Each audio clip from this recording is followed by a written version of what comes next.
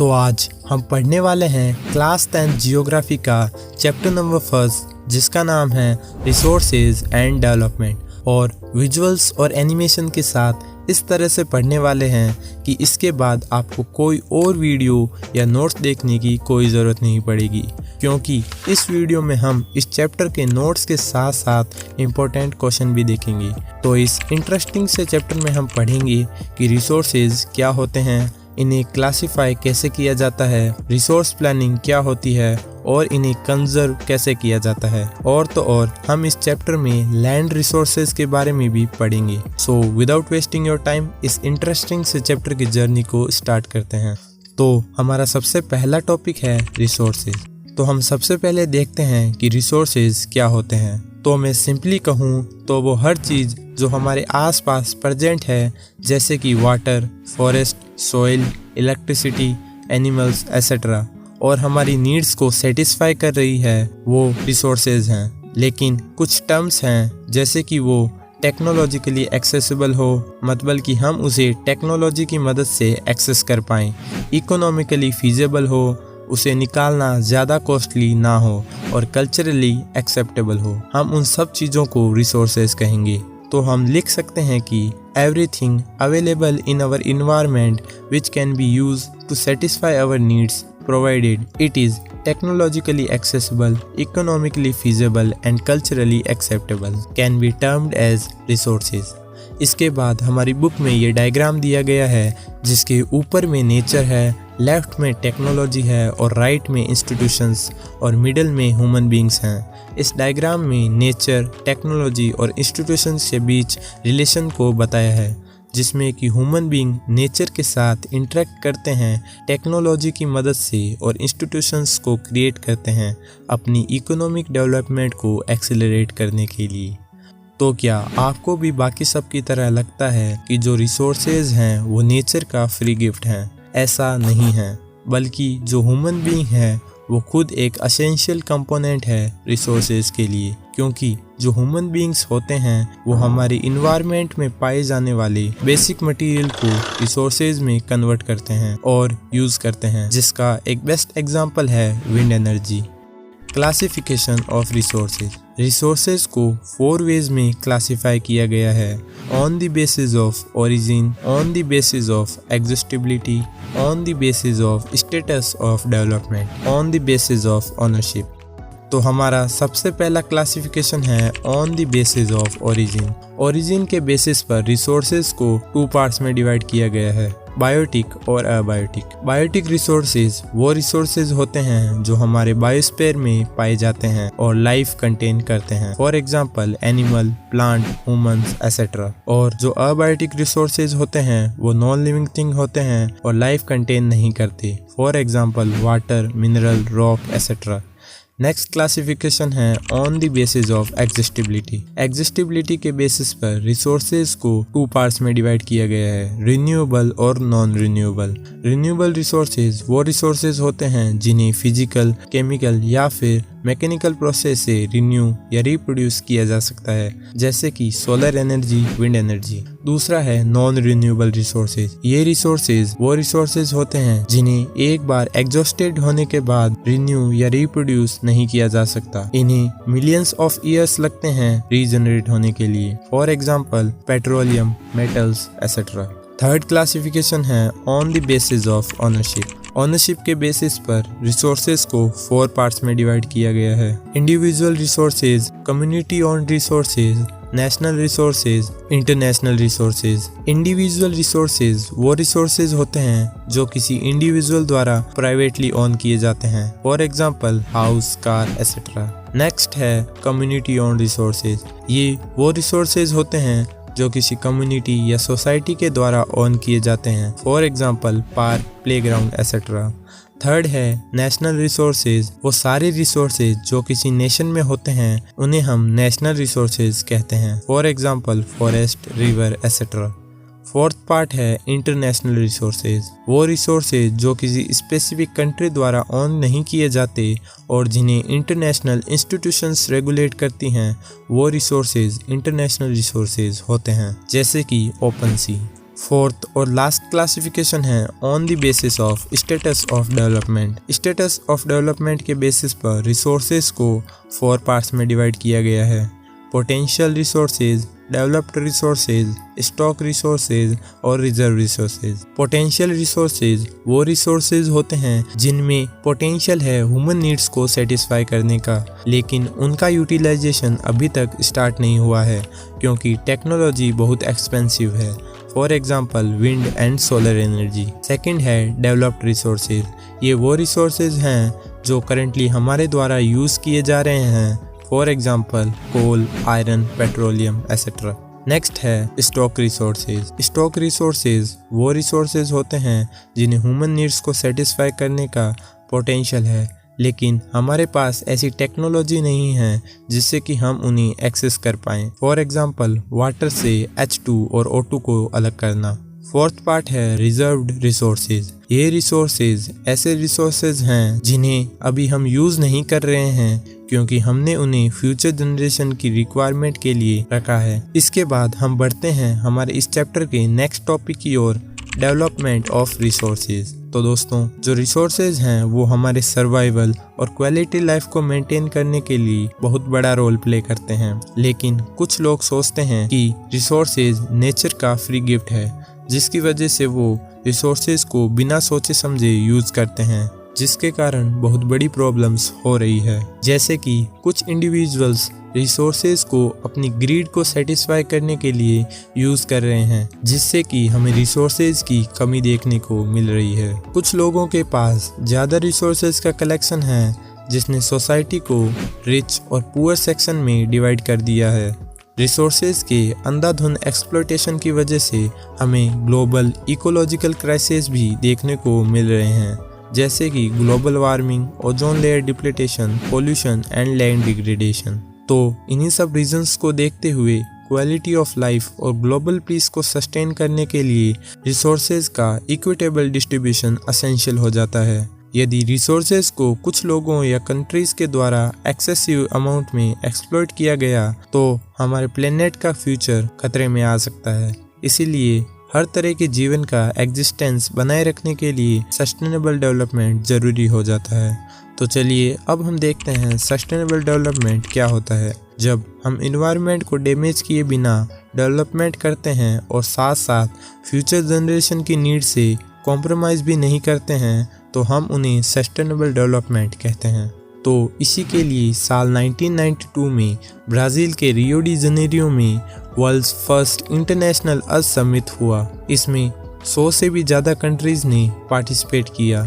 इस समिट में उन्होंने ग्लोबल लेवल पर एनवायरमेंटल प्रोटेक्शन और सोशल इकोनॉमिक डेवलपमेंट की अर्जेंट प्रॉब्लम्स को एड्रेस किया और फॉरेस्ट प्रिंसिपल्स और एजेंडा 21 को एडॉप्ट किया, जिससे कि वो 21st सेंचुरी में भी सस्टेनेबल डेवलपमेंट कर सके। तो अब कुछ बच्चों के मन में डाउट होगा कि एजेंडा 21 क्या होता है। एजेंडा 21 एक डिक्लेरेशन है जो कि UNCED यानी United Nations conference on environment and development ने 1992 में वर्ल्ड लीडर्स द्वारा साइन किया गया था, जो कि ब्राज़ील के रियो डी जनेरियो में हुआ था। इसका main M global sustainable development achieve करना था। इसका एक मेजर ऑब्जेक्टिव यह भी है कि हर लोकल गवर्नमेंट अपना खुद का एजेंडा 21 तैयार करे।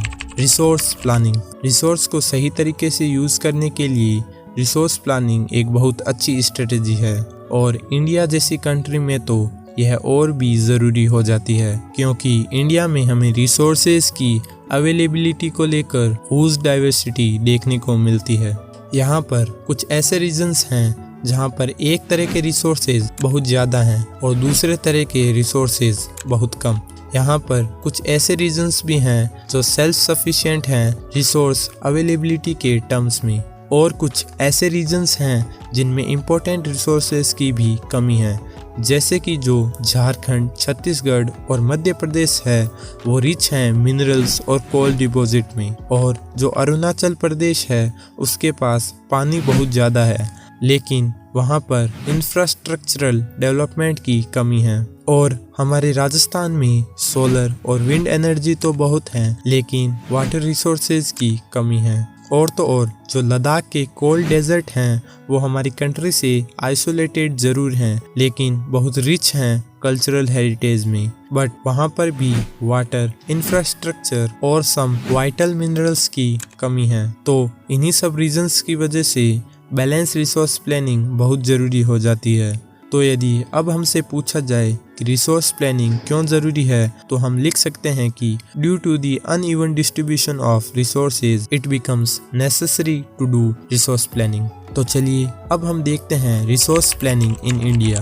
रिसोर्स प्लानिंग एक बहुत ही कॉम्प्लेक्स प्रोसेस है जिसे स्टेप्स में डिवाइड किया गया है। तो इसका फर्स्ट स्टेप है identification and inventory of resources. इसमें हम उस रीजन के रिसोर्सेज का सर्वे, मैपिंग, क्वालिटेटिव और क्वांटिटेटिव एस्टिमेट और मेजरमेंट करते हैं। इसके बाद सेकंड स्टेप है इवॉल्विंग ए प्लान स्ट्रक्चर। हम उस रिसोर्सेज को निकालने के लिए स्ट्रक्चरल प्लान बनाते हैं जैसे कि appropriate technology, skill, institutional setup और रिसोर्सेज डेवलपमेंट प्लान्स को इम्प्लीमेंट करते हैं। थर्ड स्टेप है matching the resources development plans with overall national development plans. इसमें हम देखते हैं कि यदि हम उस रिसोर्सेज के लिए डेवलपमेंट प्लान बनाते हैं तो नेशन का डेवलपमेंट होगा या नहीं। इंडिया ने इंडिपेंडेंस के बाद फर्स्ट 5 ईयर प्लान के लॉन्च के बाद से ही रिसोर्सेज प्लानिंग के गोल्स को अचीव करने के लिए कई एफर्ट्स लगाए हैं और किसी रीजन के डेवलपमेंट के लिए रिसोर्सेज का होना जरूरी है। लेकिन केवल रिसोर्सेज का होना जरूरी नहीं है, उसके साथ साथ टेक्नोलॉजी और इंस्टीट्यूशंस भी जरूरी हैं डेवलपमेंट के लिए। हमारी कंट्री में ऐसे बहुत से रीजन हैं जो रिसोर्सेज में तो रिच हैं लेकिन इकोनॉमिकली बैकवर्ड हैं, और तो और कुछ ऐसे रीजन्स भी हैं जो रिसोर्सेज में तो पुअर हैं लेकिन इकोनॉमिकली डेवलप्ड हैं। कॉलोनाइजेशन की हिस्ट्री ने हमें बताया है कि फॉरेन इन्वेडर्स के लिए रिच रिसोर्सेज मेन अट्रैक्शन रहे हैं और कॉलोनाइजिंग कंट्रीज ने हाई लेवल के टेक्नोलॉजिक डेवलपमेंट की हेल्प से कॉलोनीज के रिसोर्सेज को एक्सप्लॉइट किया है और अपनी सुपरमर्सी एस्टेब्लिश की, और ऐसा इंडिया में भी हुआ। ब्रिटिशर्स ने इंडिया के रिसोर्सेज को एक्सप्लॉइट और एक्सपोर्ट किया जिसकी वजह से हमें इंडिया में रिसोर्सेज की कमी देखने को मिलती है। इसीलिए रिसोर्सेज को बचाना जरूरी हो जाता है। Conservation of resources. किसी भी डेवलपमेंटल एक्टिविटी को करने के लिए रिसोर्सेज बहुत ज़रूरी हैं, लेकिन रिसोर्सेज के ओवर यूज की वजह से सोशियो इकोनॉमिक और इन्वायरमेंटल प्रॉब्लम्स हो सकती हैं। इसीलिए डिफरेंट लेवल्स पर रिसोर्सेज को कंजर्व करना ज़रूरी है। इस पर गांधी जी ने कहा है, there is enough for everyone's need but not for anybody's greed. Resources के कंजर्वेशन के लिए बहुत सारी किताबें भी लिखी गई हैं, जैसे कि स्मॉल इज़ ब्यूटीफुल जो कि सुमाकर ने लिखी थी, क्लब ऑफ रोम और आवर कॉमन फ्यूचर भी लिखी गई है। Land resources. लैंड हमारे लिए बहुत इंपॉर्टेंट रिसोर्स है क्योंकि हम इस पर रहते हैं, इकोनॉमिक एक्टिविटीज परफॉर्म करते हैं, एग्रीकल्चरल एक्टिविटीज करते हैं और भी जैसे vegetations, wild life, human life, transport और कम्युनिकेशन सिस्टम के लिए भी लैंड जरूरी है। तो अब हम देखते हैं लैंड डिस्ट्रीब्यूशन इन इंडिया। तो जो हमारी कंट्री का 43% एरिया है वो प्लेन एरिया है जिस पर हम एग्रीकल्चर और इंडस्ट्रीज सेटअप करते हैं, और जो 30% एरिया है वो माउंटेन एरिया है जो कि कुछ रिवर्स के फ्लो, टूरिज्म और इकोलॉजिकल एस्पेक्ट से जरूरी है, और जो रिमेनिंग 27% एरिया है वो प्लेटिव रीजन है जिसमें कि हमें मिनरल्स, फॉसिल फ्यूल और फॉरेस्ट मिलते हैं। नेक्स्ट है लैंड यूटिलाइजेशन, मतलब कि लैंड का किन किन कामों के लिए यूज होता है। पहला है फॉरेस्ट, मतलब कि जहाँ पर जंगल हैं। दूसरा है land not available for cultivation, इसमें दो तरह की लैंड आती है। फर्स्ट है बैरन एंड वेस्ट लैंड, मतलब कि वो जमीन जो बंजर है या फिर खेती बाड़ी के लिए अयोग्य है। सेकंड है ऐसी लैंड जिस पर रोड्स, बिल्डिंग या फिर फैक्ट्रीज हैं, ऐसी लैंड पर भी खेती नहीं कर सकते। तीसरा है अदर अनकल्टिवेटेड लैंड, इसमें 3 तरह की लैंड आती है। फर्स्ट है ग्रेजिंग लैंड, मतलब कि जहाँ पर जानवर चरते हैं। सेकंड है लैंड अंडर मिसलिनियस ट्रीज, जहाँ पर मिसलिनियस ट्रीज उगे हुए हैं। और थर्ड है कल्चरेबल वेस्टलैंड, मतलब कि वो जमीन जहां पर 5 साल से खेती नहीं हुई है। चौथा है फैलो लैंड, इसमें भी 2 तरह की लैंड आती है। फर्स्ट है करंट फैलो, वो लैंड जिस पर 1 साल से कोई खेती ना हुई हो। सेकंड है अदर देन करंट फैलो, इसमें वो लैंड आती है जो कि पिछले 1 से 5 साल से अनकल्टिवेटेड है। पांचवा है नेट सोन एरिया, ये वो लैंड है जिस पर साल में कम से कम 1 बार खेती होती हो। और सिक्स्थ है ग्रॉस क्रॉप्ड एरिया, जिस पर साल में 1 से ज्यादा बार खेती होती हो। Land use pattern in India. दोस्तों, जो लैंड यूज होता है वो 2 फैक्टर्स से डिटरमाइन किया जाता है, फिजिकल फैक्टर और ह्यूमन फैक्टर। फिजिकल फैक्टर जैसे टोपोग्राफी, क्लाइमेट, सॉइल टाइप, और ह्यूमन फैक्टर में आते हैं पॉपुलेशन डेंसिटी, टेक्नोलॉजिकल कैपेबिलिटी और कल्चर एंड ट्रेडिशंस। तो आपकी एनसीईआरटी में इंडिया के लैंड यूज पैटर्न का डाटा दिया हुआ है। इस साइड में आपको 1960 से 61 का डाटा दिया हुआ है और राइट साइड में आपको 2014 से 15 का डाटा दिया गया है।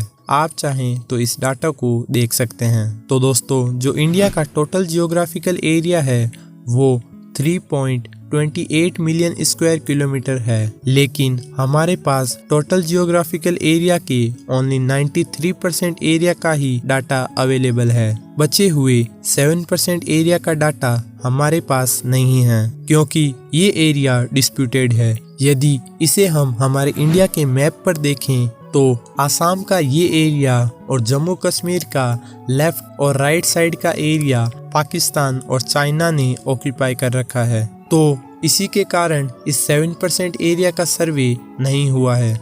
चलिए अब हम इंडिया के नेट सोन एरिया को देखते हैं। तो यदि हम करंट फैलो लैंड को नेट सोन एरिया के साथ ऐड करें तो इंडिया के टोटल जियोग्राफिकल एरिया का 54% एरिया नेट सोन एरिया है। लेकिन इंडिया में नेट सोन एरिया का पैटर्न अलग अलग स्टेट्स में अलग अलग है। जैसे कि पंजाब और हरियाणा में नेट सोन एरिया 80% से भी ज़्यादा है। वहीं दूसरी ओर अदर स्टेट्स जैसे अरुणाचल प्रदेश, मिजोरम, मणिपुर और अंडमान निकोबार आइसलैंड में तो ये 10% से भी कम है। और तो और नेशनल फॉरेस्ट पॉलिसी 1952 के अकॉर्डिंग किसी कंट्री का इकोलॉजिकल बैलेंस बनाए रखने के लिए टोटल जियोग्राफिकल एरिया का 33% एरिया फॉरेस्ट एरिया होना जरूरी है, क्योंकि फॉरेस्ट के आसपास रहने वाले मिलियंस ऑफ पीपल का लाइवलीहुड फॉरेस्ट पर डिपेंड होता है। लेकिन इसमें भी हमारा देश बहुत पीछे है और हमारे टोटल जियोग्राफिकल एरिया का कुछ पार्ट वेस्टलैंड है जो कि रॉकी, अराइड और डेजर्ट एरिया है, और कुछ नॉन एग्रीकल्चरल एरिया है जिस पर सेटलमेंट्स, रोड्स, रेलवे और इंडस्ट्रीज हैं। इसीलिए लैंड को बिना कंजर्व और मैनेज किए ओवर यूज करने के कारण हमें लैंड डिग्रेडेशन देखने को मिलता है, जिससे कि हमें सोशल और इन्वायरमेंटल प्रॉब्लम देखने को मिल सकती है। Land degradation and conservation measures. तो चलिए सबसे पहले हम देखते हैं कि लैंड डिग्रेडेशन क्या होता है। तो जब लैंड की क्वालिटी में डिक्लाइन आता है तो हम उसे लैंड डिग्रेडेशन कहते हैं। लैंड हमारे लिए एक बहुत ही इम्पोर्टेंट रिसोर्स है, क्योंकि हम हमारी बेसिक नीड्स जैसे फूड, शेल्टर और क्लोथिंग का 95% हिस्सा लैंड से ही ऑब्टेन करते हैं। लेकिन कुछ ह्यूमन एक्टिविटीज ने लैंड को बहुत ज़्यादा डैमेज किया है, जैसे कि डिफॉरेस्टेशन, माइनिंग और ओवरग्रेजिंग। तो चलिए अब हम लैंड डिग्रेडेशन के मेजर रीजंस को देखते हैं। माइनिंग के बाद माइनिंग साइट्स को मलबे के साथ खुला ही छोड़ दिया जाता है। झारखंड, छत्तीसगढ़, मध्य प्रदेश और उड़ीसा में माइनिंग की वजह से डिफॉरेस्टेशन लैंड डिग्रेडेशन का बड़ा कारण है। गुजरात, राजस्थान, मध्य प्रदेश और महाराष्ट्र में तो ओवरग्रेजिंग लैंड डिग्रेडेशन का मेन रीजन है।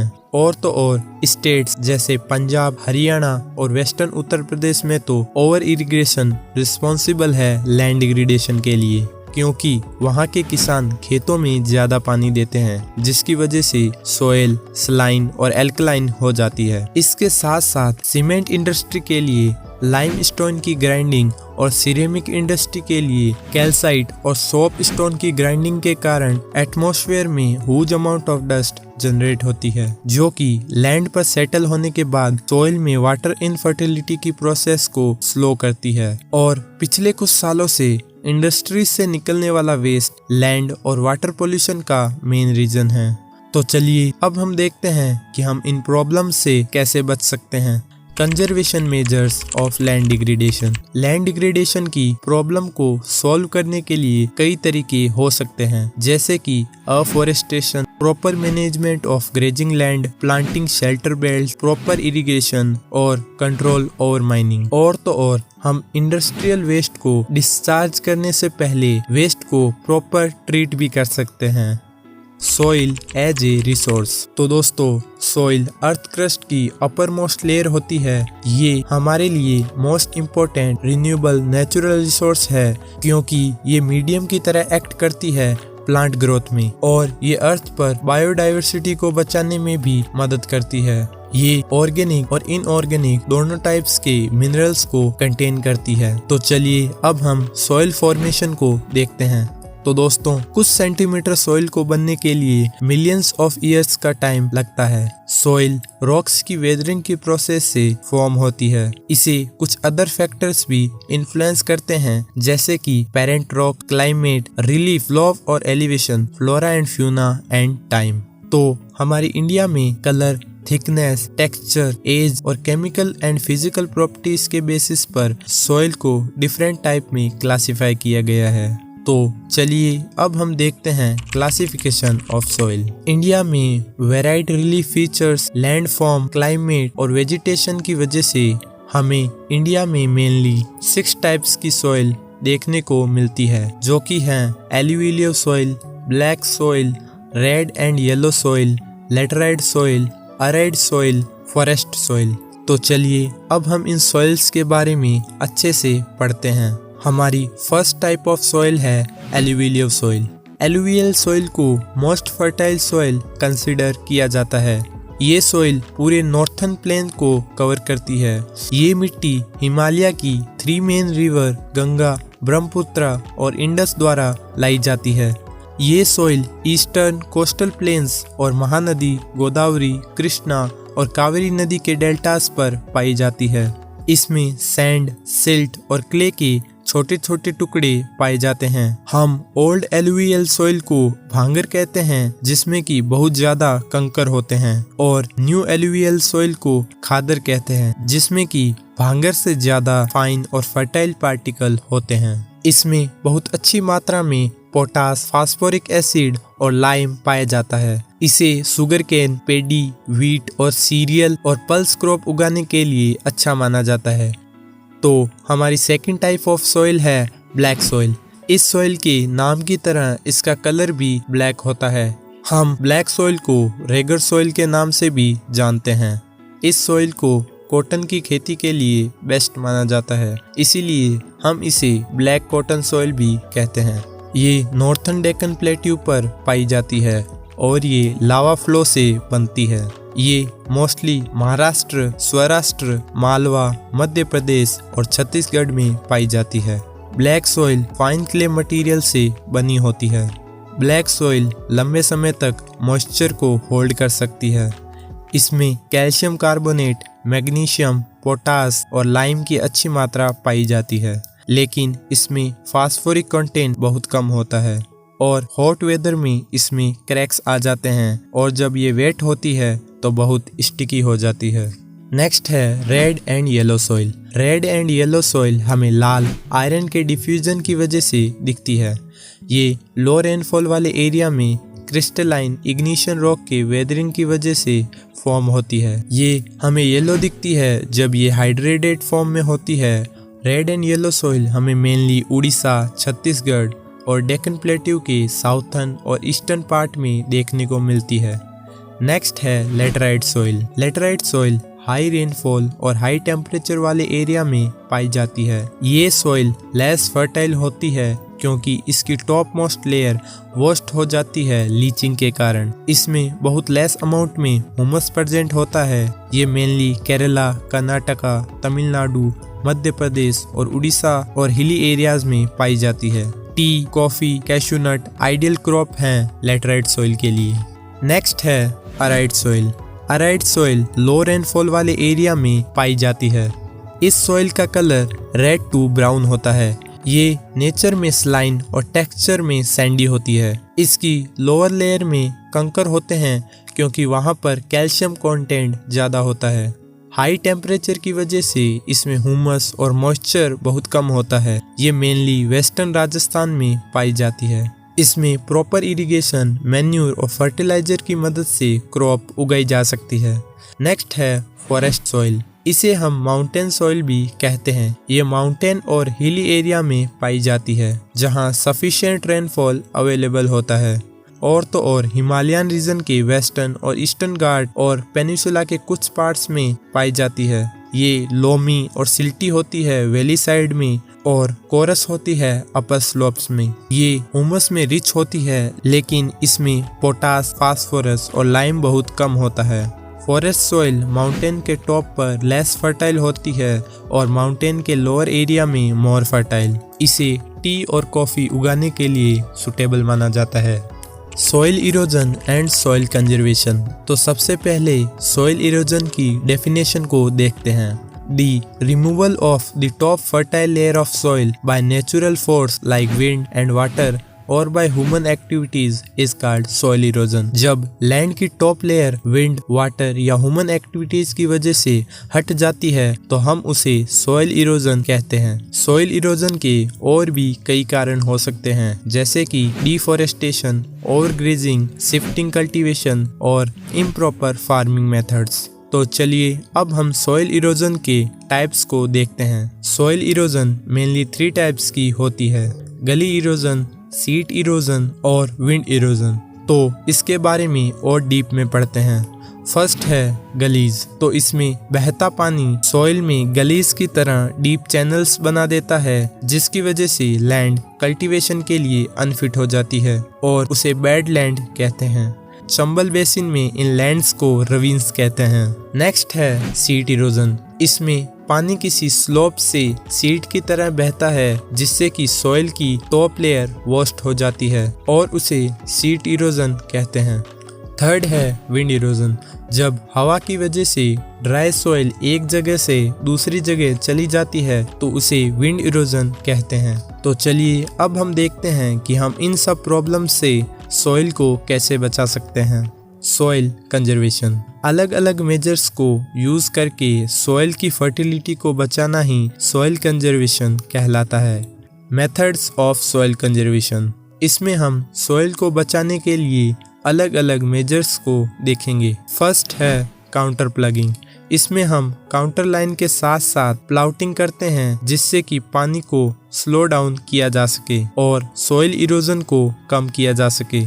नेक्स्ट है टेरेस फार्मिंग। इसमें स्लोप्स को स्टेप्स और टेरेस में कट किया जाता है सॉइल इरोजन को रिड्यूस करने के लिए। वेस्टर्न और सेंट्रल हिमालयाज में वेल डेवलप्ड टेरेस फार्मिंग की जाती है। नेक्स्ट है स्ट्रिप क्रॉपिंग। इसमें लार्ज फील्ड को स्ट्रिप्स में डिवाइड किया जाता है और क्रॉप्स के बीच ग्रास को लगाया जाता है। इससे विंड का फोर्स कम होता है और इस मेथड को हम स्ट्रिप क्रॉपिंग कहते हैं। नेक्स्ट है शेल्टर बेल्ट्स। इसमें ट्रीज को लाइन से प्लांट किया जाता है शेल्टर बनाने के लिए जिससे कि विंड की स्पीड को स्लो किया जा सके। इसका यूज वेस्टर्न राजस्थान में किया जाता है सैंड ड्यून्स को स्टेब्लिश करने के लिए।